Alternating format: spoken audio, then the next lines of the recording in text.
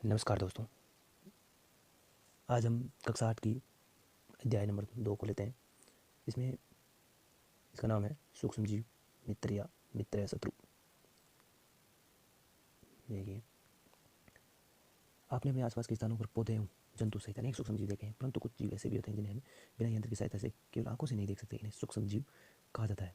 उदाहरण के लिए आपने देखा होगा कि वर्षा ऋतु में नम ब्रेड या रोटी फटने लगती है तथा इसकी सतह सफ़ेद काले धब्बों से ढक जाती है। इन धब्बों को आवर्धक लेंस की सहायता से देखिए आपको काले रंग की गोल सूक्ष्म संरचनाएं दिखाई देगी।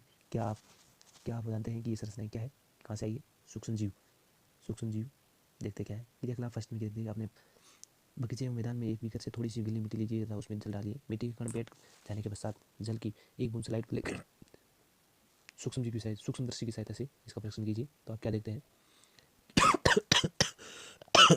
सॉरी दोस्तों। क्रियाकलाप दूसरा है कि एक तालाब या पोखर से जल की कुछ बूंद लीजिए और कांच के स्लाइड में फैलाकर सूक्ष्मदर्शी की सहायता से इसका परीक्षण कीजिए। क्या आपको सूक्ष्मजीव गति करते हुए दिखाई दे रहे हैं? इन परीक्षणों से पता चलता है कि मिट्टी एवं पानी में अनेक छोटे छोटे सूक्ष्मजीव उपस्थित रहते हैं। सूक्ष्मजीव इतने छोटे होते हैं कि उन्हें बिना यंत्र की सहायता से नहीं देखा जा सकता। इनमें कुछ जैसे कि ब्रेड पर उगने वाले कवक को आवर्धक लेंस की सहायता से देखा जा सकता है, जबकि अन्य बिना सूक्ष्मदर्शी की सहायता से दिखाई नहीं देते। यही कारण है कि उन्हें सूक्ष्मजीव कहा जाता है। सूक्ष्मजीवों को 4 मुख्य वर्गों में बांटा गया है। पहला जीवाणु, कवक, प्रोटोजोआ और शैवाल। जीवाणु, शैवाल, प्रोटोजोआ एवं कवक के कुछ अन्य सामान्य सूक्ष्मजीव चित्र 2.1 और चित्र 2.4 में दर्शाए गए हैं। विषाणु, अब आता है वायरस। विषाणु वायरस भी कुछ सूक्ष्म होते हैं, परंतु वे अन्य सूक्ष्मजीव से भिन्न ये केवल परपोषी में ही गुणन करते हैं। मतलब क्या है कि वायरस क्या होता है? वायरस वायरस को ना तो जीवित कह सकते हैं ना मृत कह सकते हैं। ये सजीव और निर्जीव के बीच की योजक कड़ी कहा जाता है इसे। ये केवल परपोषी में गुणन करते हैं, अर्थात जीवाणु पौधे अथवा जंतु कोशिका में गुणन करते हैं। विषाणु चित्र 2.5 में दर्शाए गए हैं। कुछ सामान्य रोग जैसे कि जुकाम, इन्फ्लुएंजा, फ्लू एवं अधिकतर खांसी वायरस द्वारा होती है। कुछ विशेष रोग जैसे कि पोलियो एवं खसरा भी विषाणु वायरस द्वारा होते हैं। अतिसार एवं मलेरिया प्रोटोजोआ द्वारा होते हैं। टाइफाइड तथा क्षय रोग टीबी वायरस बीजाणु द्वारा सॉरी जीवाणु द्वारा होते हैं। इसमें से कुछ सूक्ष्मजीवों के विषय में आप कक्षा 6 और 7 में पढ़ चुके हैं। देखिए, ये स्पाइरल जीवाणु है, ये चढ़नुमा जीवाणु, ये शैवाल है, स्क्लेमाइडोमोनास और स्पाइरोगायरा, और ये प्रोटोजोआ, अमीबा और पैरामीशियम, ये क्या है? प्रोटोजोन्स है। और ये कवक में राइजोपस, ब्रेड मोल्स, पेनिसिलियम और एस्परजिलम, ये कवक है। अब आगे आता है विषाणु। ये आपने विषाणु देखा है आपने, ये विषाणु की संरचना है। इसे पादप जगत का बहरूपिया भी बोलते हैं। पादप जगत का बहरूपिया। बहरूपिया का मतलब जानते हैं आप? स्वांग रचने वाला, अलग अलग किसी का रूप धारण कर लेता है, उसे बहरूपिया बोलते हैं। ठीक है। सूक्ष्मजीव कहाँ रहते हैं? सूक्ष्मजीव एक कोशिक होते हैं, एक ही कोशिका पाई जाती है। जैसे कि जीवाणु कुछ शैवाल एवं प्रोटोजोआ अथवा बहुकोशिक जैसे कि कुछ कई शैवाल एवं कवक। ये बर्फीली शीत से उष्ण गर्म स्रोतों से तक हर प्रकार की परिस्थिति में जीवित रहते हैं। ये मरुस्थल एवं दलदल में भी पाए जाते हैं। ये मनुष्य सहित सभी जीव जंतुओं के शरीर के अंदर भी पाए जाते हैं। कुछ सूक्ष्मजीव दूसरे सजीवों पर आश्रित होते हैं, कुछ अन्य स्वतंत्र रूप में भी पाए जाते हैं। अमीबा जैसा सूक्ष्मजीव अकेले रहता है, जबकि कवक एवं जीवाणु समूह में रहते हैं। सूक्ष्मजीव और हम, मतलब सूक्ष्मजीव और हमारे बीच में क्या रिलेशनशिप है वो देखते हैं। जीवों की हमारे जीवन में महत्वपूर्ण भूमिका है। इनमें से कुछ हमारे लिए लाभदायक है तथा कुछ अन्य हानिकारक तथा जीवों में रोग के कारक है। आइए हम इसके विस्तार से इसका अध्ययन करते हैं। सूक्ष्मजीव मित्रवत, मतलब जो हमारे एक मित्र की भांति व्यवहार करते हैं हमारे साथ, हमें कुछ न कुछ किसी न किसी प्रकार से लाभ पहुँचाते हैं। वैसे सूक्ष्मजीव के रूप में हम आज चर्चा करेंगे। सूक्ष्मजीव विभिन्न कार्यों में उपयोग किए जाते हैं। इसका उपयोग दही, ब्रेड एवं केक बनाने में किया जाता है। प्राचीन काल से ही सूक्ष्मजीवों का उपयोग अल्कोहल बनाने मतलब शराब बनाने में शराब बनाने में भी सूक्ष्मजीवों का उपयोग किया जाता रहा है। पर्यावरण को स्वच्छ रखने के लिए भी इनका उपयोग किया जाता है। उदाहरण के लिए कार्बनिक अपशिष्ट, सब्जियों के छिलके, जंतु अवशेष, विष्ठा इत्यादि का अपघटन विषाणु द्वारा किया जाता है तथा हानिकारक पदार्थ बनता है। स्मरण कीजिए कि जीवाणु का उपयोग औषधि उत्पादन एवं कृषि में मृदा की उर्वरता में वृद्धि करने में किया जाता है, जिससे नाइट्रोजन स्त्रीकरण होता है। दही एवं ब्रेड का बनना आप कक्षा 7 में पढ़ चुके हैं कि जीवाणु दूध को दही में परिवर्तित कर देते हैं। हमने अपनी माँ को गर्म गुनगुने दूध में थोड़ा सा दही मिलाते हुए देखा है, जिससे दही जम जाता है। आश्चर्य, ऐसा क्यों हुआ? दही में अनेक सूक्ष्मजीव पाए जाते हैं, जिनमें लैक्टोबैसिलस नामक प्रमुख जीवाणु जो दूध को दही में परिवर्तित कर देता है, वह दूध में जनन कर उसे दही में परिवर्तित कर देते हैं। जीवाणु पनीर या चीज़, अचार एवं अनेक खाद्य पदार्थों के उत्पादन में सहायक है। रवा, सूजी, इडली एवं भटूरे का एक महत्वपूर्ण संगठक दही है। क्या आप अनुमान लगा सकते हैं कि ऐसा क्यों? जीवाणु एवं यीस्ट चावल के आटे के किण्वन में सहायक होते हैं, जिससे इडली एवं डोसा बनता है। एक क्रियाकलाप है, एक बर्तन में आधा किलोग्राम आटा एवं मैदा लेकर उसमें थोड़ी सी चीनी डालकर गर्म जल में मिलाइए। इसमें थोड़ी मात्रा में एक चुटकी यीस्ट पाउडर मिलाकर गूंथ लीजिए। आप 2 घंटे बाद देखते हैं क्या आपके गूथे हुए मैदे को उठा हुआ या फुला हुआ पाया। यीस्ट के एक प्लेट है ये, जिसमें पहले यीस्ट पाउडर के साथ मैदा वो मिला और दूसरा है खमीर द्वारा उठी हुई मैदा ऊपर उठ गई है। यीस्ट तीव्रता से जनन करके श्वसन के द्वारा कार्बन डाइऑक्साइड उत्पादित करते हैं। गैस के बुलबुले खमीर वाले मैदे का आयतन बढ़ा देते हैं। ये बेकिंग उद्योग में यीस्ट के उपयोग का आधार है, जिसमें ब्रेड, पेस्ट्री एवं केक बनाए जाते हैं। सूक्ष्म जीवों का वाणिज्यिक स्तर पर उपयोग देखिए। बड़े स्तर पर अल्कोहल, शराब एवं एसिटिक एसिड के उत्पादन में सूक्ष्म जीवों का उपयोग ही किया जाता है।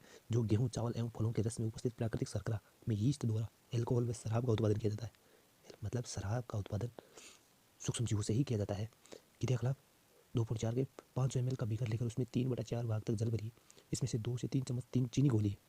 इसमें आधा चम्मच यीस्ट पाउडर डालिए और इसे 4 से 5 घंटों के लिए उष्ण स्थान पर ढककर रखिए। अब विलेन को सूंघ कर देखिए। ये गंध अल्कोहल की है, जो चीनी के अल्कोहल में परिवर्तन होने के कारण बना है।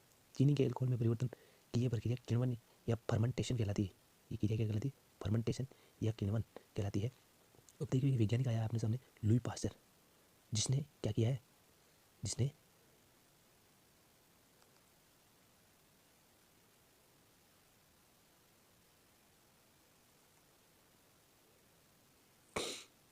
लुई पास्चर ने किण्वन की खोज की थी सन 1857 ईस्वी में।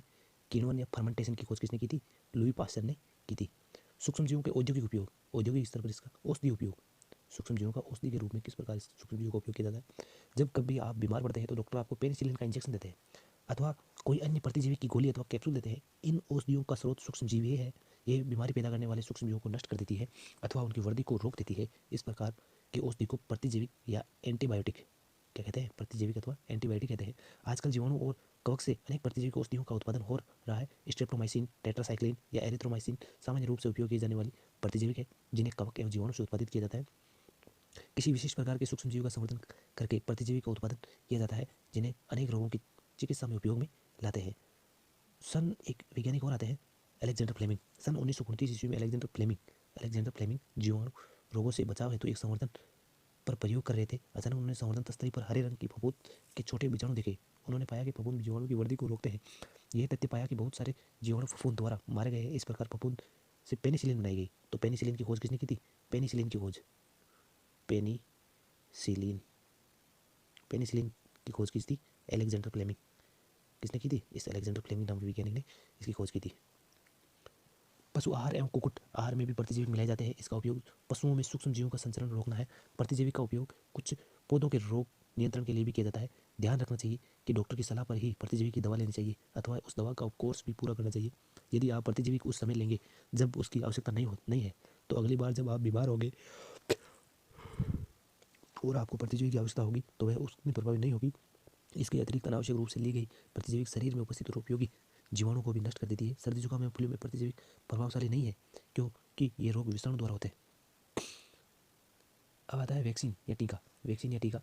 अभी कोरोना का टीका चल रहा है जो चर्चा में है, तो आप जानते होंगे वैक्सीन या टीका क्या होता है। शिशु एवं बच्चों को टीका क्यों लगाया जाता है? जब रोगकारक सूक्ष्म जीव हमारे शरीर में प्रवेश करते हैं तो उसे लड़ने के लिए हमारा शरीर प्रतिरक्षा उत्पन्न करता है। शरीर को यह स्मरण रहता है कि वही सूक्ष्म जीव अगर हमारे शरीर में पुनः प्रवेश करता है तो उसमें किस प्रकार लड़ा जाए। अतः यदि मृत अथवा निष्क्रिय सूक्ष्म जीव को स्वस्थ व्यक्ति के शरीर में प्रवेश कराया जाए तो शरीर की कोशिकाएं उसी के अनुसार लड़ने की प्रतिरक्षा उत्पन्न करके रोग कारक को नष्ट कर देती है। यह प्रतिरक्षा हमारे शरीर में सदा के लिए बनी रहती है तथा रोग कारक सूक्ष्म जीव से ही हमारे सदा के लिए सुरक्षा होती है। इस प्रकार टीका या वैक्सीन कार्य करता है। हैजा, क्षय रोग, चेचक, हेपेटाइटिस जैसी अनेक बीमारियों को वैक्सीन या टीके द्वारा रोका जा सकता है। एडवर्ड जेनर, एक वैज्ञानिक आते हैं एडवर्ड जेनर, जिसने चेचक के टीके की खोज की थी। 1798 ईस्वी में चेचक के टीके की खोज की थी। आपने बचपन में आपको भी अनेक रोगों से रक्षा करने के लिए टीके या वैक्सीन दिए गए होंगे। क्या आप इन रोगों की सूची तैयार कर सकते हैं? इसके लिए आप अपने माता पिता की मदद ले सकते हैं। सभी बच्चों को इन रोगों से सुरक्षा की आवश्यकता है। आवश्यक टीके निकट के अस्पताल में उपलब्ध होते हैं। बच्चों को पोलियो से बचाने के लिए आपने टेलीविजन एवं समाचार पत्रों में पोलियो के टीकाकरण के विज्ञापन पल्स पोलियो देखे होंगे। पोलियो ड्रॉप बच्चों को दिया जाने वाला वास्तव में एक टीका या वैक्सीन है। चेचक के विरुद्ध विश्वव्यापी अभियान चलाया गया है, जिसके परिणाम स्वरूप विश्व के अधिकांश भागों से चेचक का उन्मूलन हो गया है। आजकल सूक्ष्म जीवों से टीके का उत्पादन बड़े स्तर पर किया जाता है, जिसमें मनुष्य एवं अनेक जंतुओं को अनेक रोगों से बचाया भी जा सकता है। अब मिट्टी की उर्वरता में वृद्धि करने भी सूक्ष्मजीव किस प्रकार लाभदायक है वो देखते हैं कि कुछ जीवाणु नील हरित शैवाल वायुमंडल नाइट्रोजन का स्थिरीकरण कर सकते हैं। इस प्रकार मृदा में नाइट्रोजन का संवर्धन होता है तथा उसकी उर्वरकता में वृद्धि होती है। इन्हें सामान्यतः जैविक नाइट्रोजन स्थिरीकारक कहा जाता है। क्या कहा जाता है? जैविक नाइट्रोजन स्थिरीकारक कहा जाता है। देखिए, ये नाइट्रोजन स्थिरीकारक साइनोबैक्टीरिया एवं नील हरित शैवाल है। पर्यावरण का शुद्धिकरण में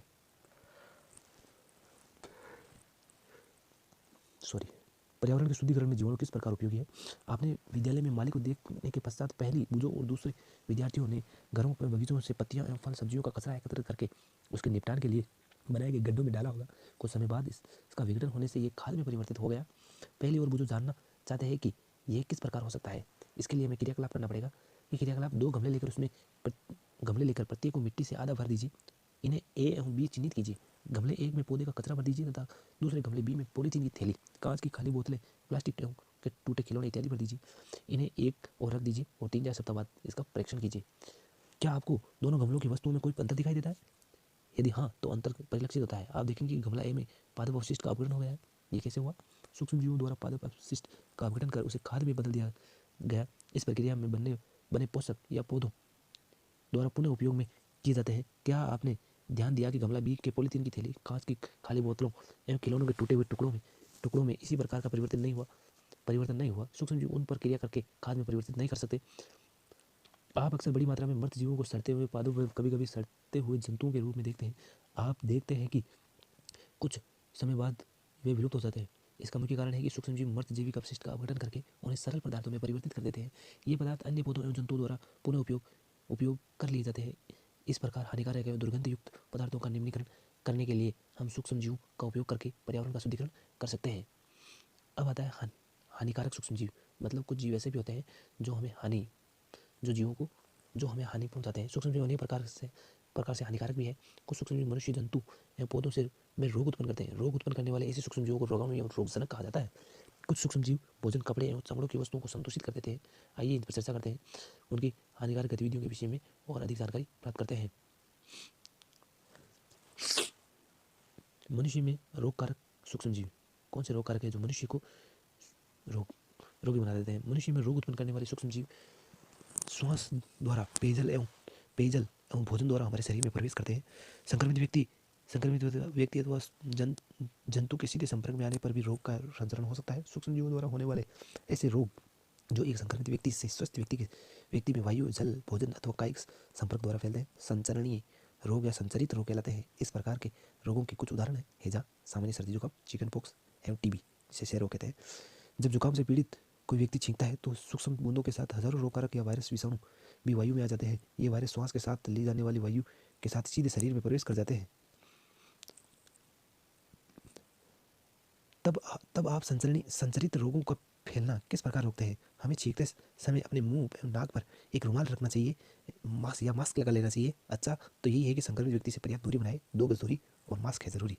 आज का सबसे मोटिवेशनल, कुछ कीट एवं जंतु भी ऐसे होते हैं जो रोगकारक सूक्ष्मजीवों के रोगवाहक का कार्य करते हैं। घरेलू मक्खी इसका एक उदाहरण है। मक्खी कूड़े एवं जंतु अपशिष्ट पर बैठती है। रोगाणु उसके शरीर से चिपक जाते हैं। जब मक्खी बिना ढके भोजन पर बैठती है तो रोगाणु का स्थानांतरण संभव है। जो भी व्यक्ति ऐसे संदूषित भोजन करेगा उसके बीमार पड़ने की संभावना है। अतः ये सलाह दी जाती है कि भोजन को सदा ही ढककर रखना चाहिए, बिना ढके भोजन को खाने से बचना चाहिए। मादा एनाप्लिस मच्छर इसका एक अन्य उदाहरण है। मच्छर प्लाज्मोडियम मलेरिया परजीवी का वाहक है। प्लाज्मोडियम मच्छर जिसका मलेरिया का परजीवी है, और मादा एडिस मच्छर डेंगू के वायरस का वाहक है। मतलब मलेरिया का वाहक है प्लाज्मोडियम, एवं मादा एडिस मच्छर है जो डेंगू वायरस का वाहक है। हम मलेरिया अथवा डेंगू के नियंत्रण किस प्रकार कर सकते हैं, देखिए आगे चर्चा करते हैं। अध्यापक जी हमसे ऐसा क्यों कहते हैं कि अपने आसपास पानी एकत्रित ना होने देना चाहिए? सभी मच्छर जल में उत्पन्न होते हैं। हमें पानी को कहीं भी रुका हुआ नहीं रहने देना चाहिए। कूलर, टायरों एवं फूलदानों इत्यादि में कहीं भी जल को एकत्र न होने दें। अतः अपने आसपास के स्थानों को स्वस्थ एवं शुष्क रखकर हम मच्छरों को पैदा होने से रोक सकते हैं। ऐसे उपायों की सूची बनाने का प्रयास कीजिए जिसे अपनाकर मलेरिया को फैलने से रोका जा सकता है। देखिए, एक सारणी मनुष्य में सूक्ष्मजीवों द्वारा होने वाले सामान्य से रोग है। सबसे पहले क्षय रोग, जिसका रोगकारक सूक्ष्मजीव जीवाणु है और ये वायु द्वारा संचरित होता है, जो व्यक्ति को पूरी तरह से अन्य व्यक्तियों से अलग रखना चाहिए और और रोगी की व्यक्तिगत वस्तुओं को अलग रखना चाहिए। उचित समय पर टीकाकरण ये इसके बचाव के उपाय है। आगे आता है खसरा, जिसे मीजल्स बोलते हैं। इसका रोगकारक सूक्ष्मजीव वायरस है और इसका संचरण भी वायु है। अगला रोग है चिकन पॉक्स, ये भी वायरस द्वारा फैलता है। वायरस और वायु या सीधे संपर्क में आने से भी ये संचरण करता है। पोलियो का भी रोगकारक सूक्ष्मजीवी वायरस है और ये वायु एवं संदूषित जल के द्वारा संचरित फैलता है। इसके बचाव के उपाय पढ़ लिए होंगे आपने, ठीक है।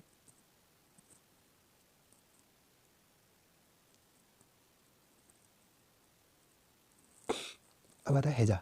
हैजा जीवाणु द्वारा फैलता है और ये जल या भोजन, संदूषित भोजन द्वारा संचलन करता है। और तीसरा आता है टाइफाइड, ये भी जीवाणु द्वारा फैलता है और ये जल द्वारा संचरित करता है। इसके बचाव के उपाय है व्यक्तिगत स्वच्छता एवं अच्छी आदतें, आदतों को अपनाना, भली भांति पके भोजन, उबला पेयजल एवं समय समय पर टीकाकरण इसके बचाव के उपाय है। इसके आगे आता है हेपेटाइटिस ए। इसका भी रोगकारक सूक्ष्मजीव वायरस है और ये जल द्वारा संचरित करता है। और ये इसके बचाव के उपाय है उबले हुए पेयजल का उपयोग करना और समय पर टीकाकरण करना। अगला और लास्ट है मलेरिया। मलेरिया का रोगकारक सूक्ष्मजीव प्रोटोजोआ है जो मच्छर द्वारा संचरित करता है। मच्छर एक वाहक का कार्य करता है। और इसके बचाव के उपाय है मच्छरदानियों का प्रयोग, मच्छर भगाने वाले रसायन का प्रयोग, कीटनाशक का छिड़काव एवं मच्छर की प्रजनन रोकने के लिए जल को किसी भी स्थान पर एकत्र न होने दे या जल में मिट्टी का तेल डाल दे, जिससे क्या है कि उसके मच्छरों के लार्वा वृद्धि न करे। मनुष्य में होने वाले कुछ सामान्य रोग है, उसके फैलने तथा रोकने के कुछ उपाय तालिका में दिए गए हैं। जैसे कि जंतुओं में रोगकारक सूक्ष्मजीव, जंतुओं में कौन से रोगकारक है, रोगकारक जीवाणु है, उसके बारे में चर्चा करेंगे। अनेक सूक्ष्मजीव केवल मनुष्य एवं पौधों में ही रोग के कारक नहीं है, वरन वे दूसरे जंतुओं में भी रोग उत्पन्न करते हैं। उदाहरण के लिए एंथ्रेक्स मनुष्य एवं मवेशियों में होने वाला भयानक रोग है जो जीवाणु द्वारा होता है। गाय में खुरपका एवं मुंहपका रोग वायरस द्वारा होता है। एक वैज्ञानिक आया था रॉबर्ट कोच ने सन 1836 में बेसिलस एंथ्रेसिस नामक जीवाणु की खोज की, जो एंथ्रेक्स रोग का रोगकारक है। पौधे में उत्पन्न होने वाले सूक्ष्मजीव, पौधे में रोग उत्पन्न करने वाले सूक्ष्मजीव। अनेक सूक्ष्मजीव गेहूं, चावल, आटा, आलू, गन्ना, संतरा, सेब इत्यादि पौधों में रोग के कारक है। रोग के कारण फसल की उपज में कमी आ जाती है। कुछ रसायनों का प्रयोग करके इसे सूक्ष्मजीवों पर नियंत्रण पाया जा सकता है। देखिए तालिका में सूक्ष्मजीवों द्वारा पौधों में होने वाले कुछ सामान्य से रोग। नींबू का कैंकर रोग, ये सूक्ष्मजीव जीवाणु द्वारा होता है। इसका संचरण तरीका वायु द्वारा ये फैलता है। गेहूं का रस्ट रोग, ये कवक द्वारा फैलता है और इसका संचरण तरीका वायु एवं बीज द्वारा है। भिंडी का पित्त रोग, ये सूक्ष्मजीव वायरस द्वारा फैलता है और इसके संचरण का तरीका कीट है। अब आता है खाद्य विषाक्तता, फूड पॉइजनिंग। बुजो ने एक मित्र ने अपनी एक पार्टी में आमंत्रित किया। वहाँ उसने अनेक प्रकार के व्यंजन खाए। घर पर आने पर उसे वमन या उल्टी होने लगी। उसे अस्पताल ले जाया गया। डॉक्टर ने बताया कि खाद्य विषाक्तता फूड पॉइजनिंग के कारण होने वाली स्थिति है। पहले को आश्चर्य हुआ होता है कि भोजन विष कैसे बन सकता है। सूक्ष्मजीवों द्वारा संदूषित भोजन करने से खाद्य विषाक्तता हो सकता है। हमारे भोजन में उत्पन्न होने वाले सूक्ष्मजीव कभी कभी विषैले पदार्थ उत्पन्न करते हैं।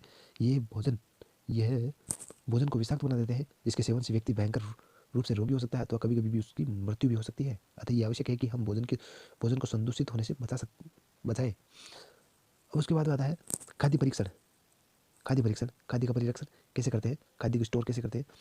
अध्याय 1 में हमने खाद्य बीजों के परीक्षण एवं भंडारण के उपायों के विषय में पढ़ा था। हम पढ़ चुके हैं।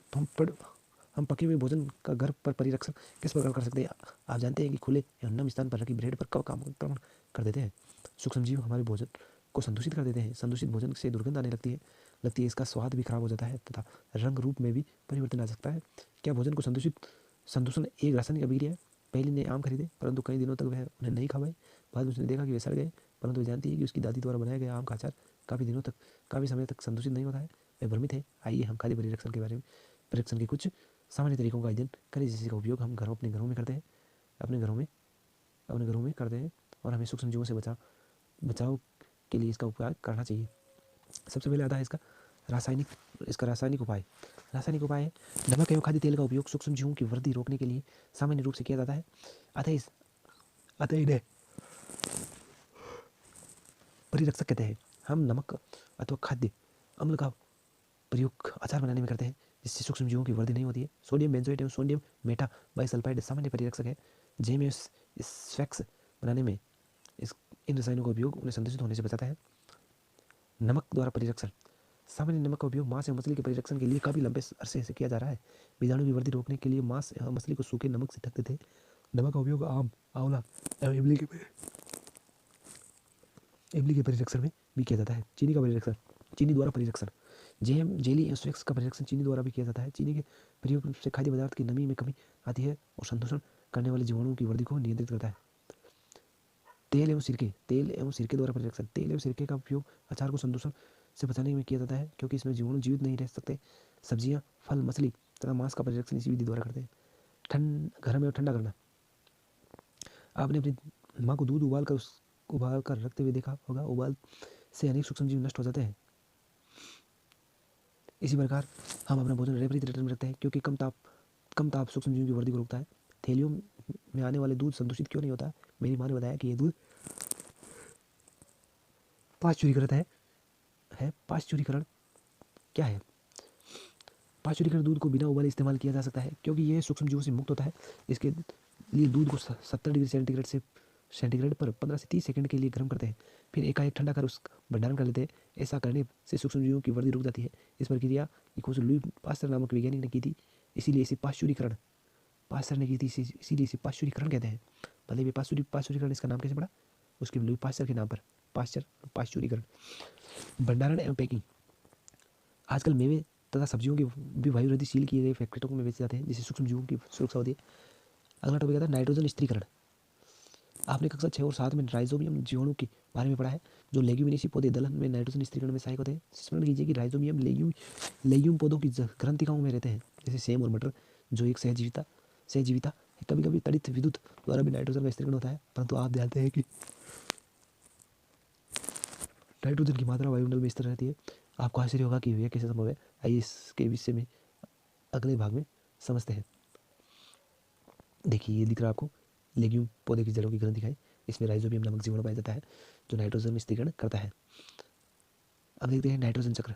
नाइट्रोजन चक्र कैसे है, मतलब वायुमंडल में नाइट्रोजन की मात्रा निश्चित कैसे बनी रहती है और इस चक्र कैसे। हमारे वायुमंडल में 78% नाइट्रोजन कैसे? नाइट्रोजन सभी जीवों का आवश्यक संघटक है जो प्रोटीन, पर्णहरित, क्लोरोफिल, न्यूक्लिक एसिड, विटामिन में उपस्थित होते हैं। पौधे एवं जंतु वायुमंडल नाइट्रोजन का उपयोग सीधे ही नहीं कर सकते। मिट्टी में उपस्थित जीवाणु वे नीले हरे शैवाल वायुमंडल में नाइट्रोजन का स्थिरीकरण करके नाइट्रोजन यौगिकों में परिवर्तित कर देते हैं। जब नाइट्रोजन इस प्रकार उपयोगी यौगिकों में परिवर्तित हो जाते हैं, पौधे इसका उपयोग मिट्टी में से जड़ तंत्र द्वारा करते हैं। इसके पश्चात अवशोषित नाइट्रोजन का उपयोग प्रोटीन एवं अन्य यौगिकों के संश्लेषण में करते हैं। पौधों पर निर्भर करने वाले जंतु उनसे प्रोटीन एवं अन्य नाइट्रोजन यौगिक प्राप्त करते हैं। पौधों एवं जंतुओं की मृत्यु के बाद मिट्टी में उपस्थित जीवाणु एवं कवक नाइट्रोजन अपशिष्ट को यौगिकों में परिवर्तित कर देते हैं जो पौधों द्वारा पुनः उपयोग होता है। कुछ विशिष्ट जीवाणु नाइट्रोजन यौगिकों को नाइट्रोजन गैस में परिवर्तित कर देते हैं जो वायुमंडल में चली जाती है। परिणामतः वायुमंडल में लगभग स्थिर रहती है। देखिए इसका स्क्रीनशॉट ले लीजिए। ये क्या है कि नाइट्रोजन चक्र है जो वायुमंडल से सीधे पौधों में फिर वापस ये चक्र चलता रहता है। इससे नाइट्रोजन क्या स्थिर रहती है, उसकी मात्रा बराबर रहती है। ठीक है, आपने ये प्रमुख शब्द है सवाल, प्रतिजैविक, प्रतिरक्षी जीवाणु, कवाहक, संक्रामक रोग, किण्वन, कवक, लैक्टोबैसिलस, सूक्ष्म जीव, नाइट्रोजन चक्र, नाइट्रोजन स्थिरीकरण, पाश्चुरीकरण, रोगजनक, परिरक्षण, प्रोटोजोआ, राइजोबियम, टीका, वैक्सीन, विषाणु और यीस्ट या खमीर। इसके बारे में हम क्या है कि अच्छे से इसके बारे में जान लेंगे। ये क्या है, इसकी खोज किसने की थी, इसका नाम कैसे पड़ा, ठीक है, और ये कौन से जीव है जो लाभदायक है, कौन से है जो मतलब हानिकारक है, इसके बारे में हम चर्चा कर लेते हैं। तो आज के लिए बस इतना ही। ठीक है, नमस्कार दोस्तों।